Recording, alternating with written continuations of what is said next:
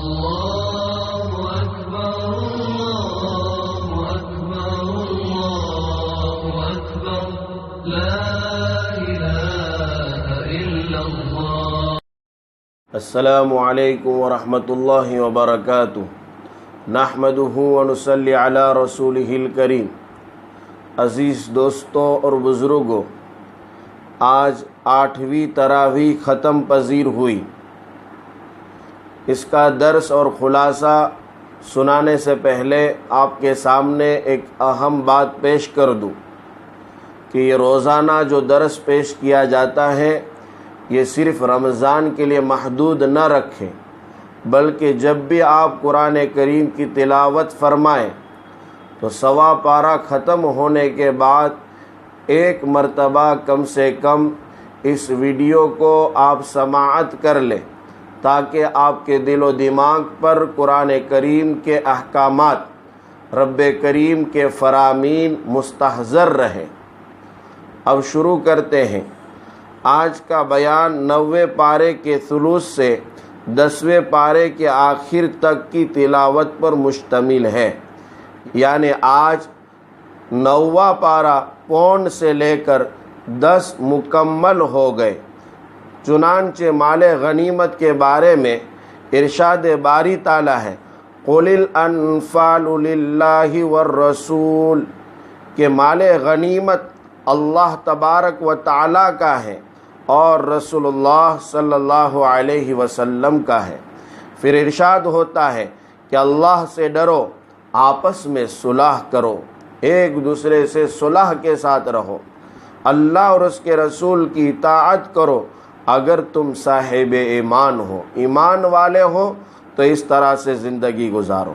ارشاد باری ہے، انما المؤمنون الذين اذا ذكر الله وجلت قلوبهم واذا تليت عليهم آياته زادتهم ایمانا وعلى ربهم يتوکلون، کہ ایمان والے وہی ہیں کہ جب اللہ کا نام آئے تو اس کے جلال اور عظمت کے استحضار سے ان کے دل ڈر جاتے ہیں، اور جب اللہ کی آیتیں ان کو پڑھ کر سنائی جاتی ہیں تو وہ آیتیں ان کے ایمان کو اور زیادہ مضبوط کر دیتی ہیں، اور وہ لوگ اپنے پروردگار پر توکل کرتے ہیں، بھروسہ کرتے ہیں، نماز پڑھتے ہیں، اللہ تبارک و تعالیٰ کے دیے ہوئے مال میں سے خرچ کرتے ہیں۔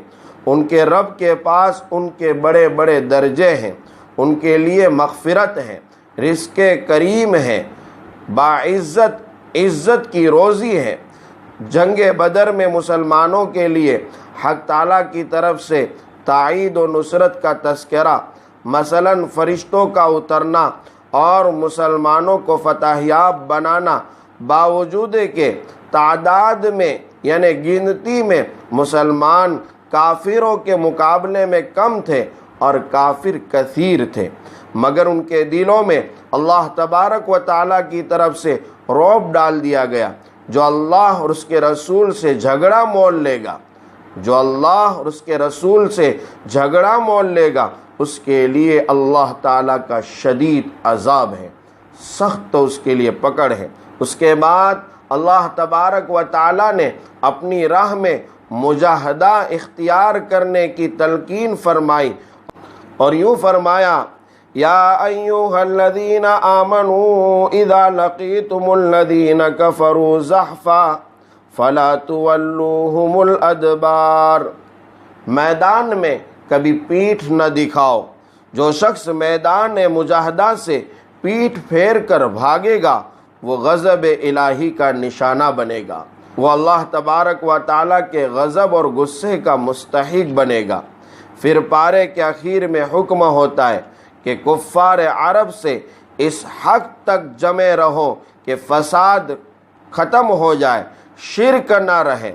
وَقَاتِلُوهُمْ حَتَّى لَا تَكُونَ فِتْنَةٌ وَيَكُونَ الدِّينُ كُلُّهُ لِلَّهِ، پھر اگر وہ شرک سے باز آ جائے، شرک چھوڑ دے تو اللہ ان کے کام کو دیکھتا ہے، اگر وہ نہ مانے تو جان لو کہ اللہ تعالیٰ تمہارا حمایتی ہے، مددگار ہے۔ ظاہر ہے کہ انجام کار تمہارے مقابلے میں اللہ تعالیٰ کی حمایت کے سامنے کوئی ٹھہر نہیں سکتا۔ اگر اللہ کی مدد و نصرت ہمارے ساتھ رہی تو مقابلے میں کتنی بھی بڑی سپر پاور طاقتیں ہوگی وہ جم نہیں سکتی۔ اس لیے ہمیں اللہ کا بن کر رہنا چاہیے۔ 10ویں پارے کے آغاز میں مال غنیمت کا حکم بیان کیا گیا ہے کہ جو کچھ مال غنیمت تمہارے ہاتھ آئے اس میں سے 5واں حصہ اللہ تعالیٰ کے لیے اور اس کے رسول صلی اللہ علیہ وسلم کے لیے ہے، تاکہ آپ کے قرابت داروں، رشتہ داروں، یتیموں، مسکینوں اور مسافروں کے کام آئے۔ باقی 4 حصے پوری فوج میں تقسیم کر دیے جائیں۔ پھر غزوہ بدر کی بعض تفصیل بیان کی گئی ہے۔ اسی کے ضمن میں ارشاد ہے کہ اے مسلمانوں، اللہ اور اس کے رسول کا حکم نہ مانو گے اور آپس میں جھگڑو گے تو اس کے نتیجے میں تم کمزور اور بزدل ہو جاؤ گے۔ اگر اللہ اور اس کے رسول کی بات نہ مانو گے، آپس میں جھگڑتے رہو گے، اختلافات پیدا کرتے رہو گے تو یاد رکھنا تم کمزور ہو جاؤ گے اور بزدل ہو جاؤ گے اور تمہاری ہوا اکھڑ جائے گی، تمہاری ہوا اکھڑ جائے گی۔ اس لیے اتحاد اور اتفاق سے کام لیں۔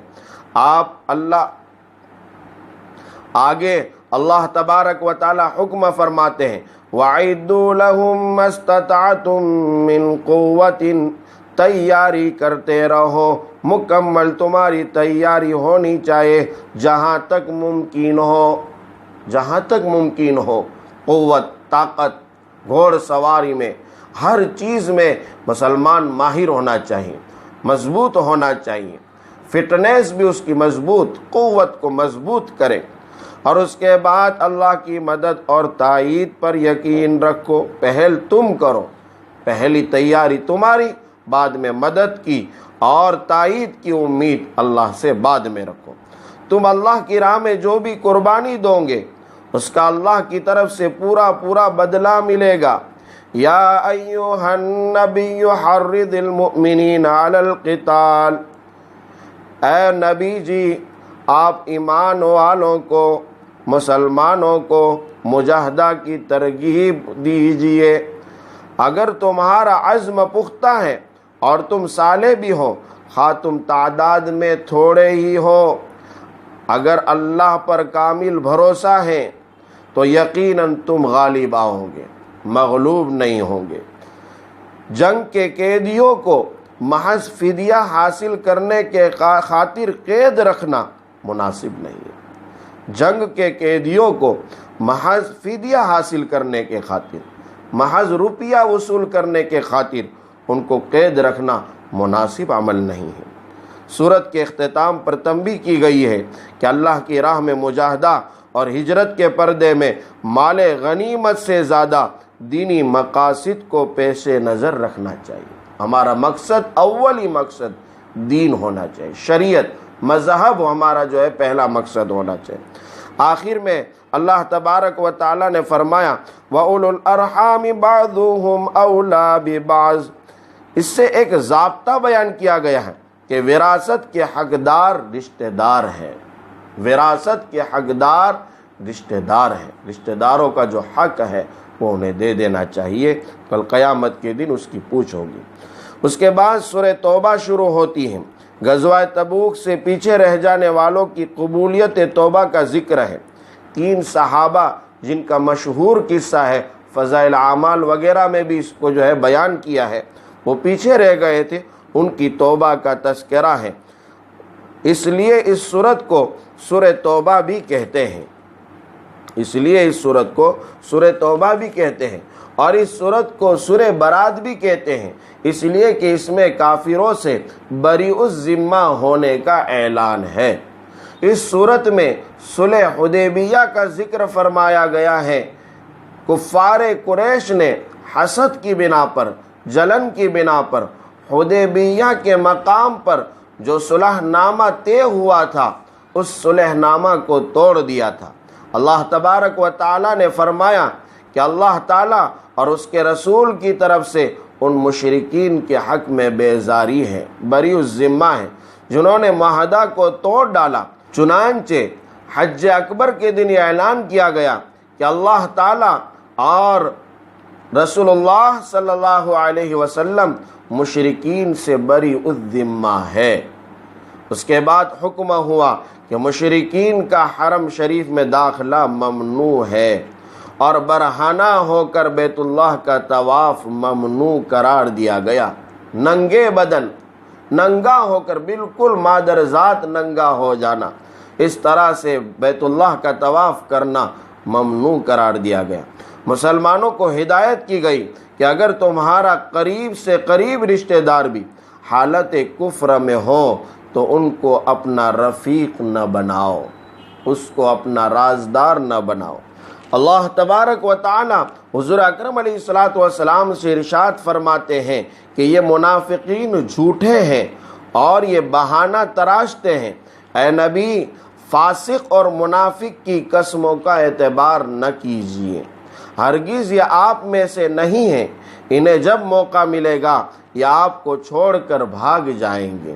منافق مرد ہو چاہے منافق عورتیں ہوں، سب ایک جیسے ہیں، ان پر اللہ کی فٹکار ہے، اللہ کی لعنت ہے، ان کی نماز جنازہ تک ممنوع قرار دی گئی۔ سورت کے درمیان میں زکوٰۃ کے مصارف اور مستحقین متعین فرما دیے گئے ہیں کہ زکوٰۃ کن کن لوگوں کو دے سکتے ہیں۔ آج کا بھی ایک اہم سوال ہے کہ زکوٰۃ کن کن لوگوں کو دی جائے۔ انشاءاللہ جو مسائل کا پروگرام چلتا ہے اس کے تحت ہم زکوٰۃ کے مسائل بھی بیان کریں گے۔ تو اس سورہ میں مستحقین نے زکوٰۃ کے مستحقین کون ہیں وہ بیان کیے ہیں۔ یہ 8 مصارف جو من جانب اللہ مقرر ہوئے ہیں من درجہ ذیل ہیں۔ نمبر 1 زکوٰۃ غریبوں کے لیے ہے۔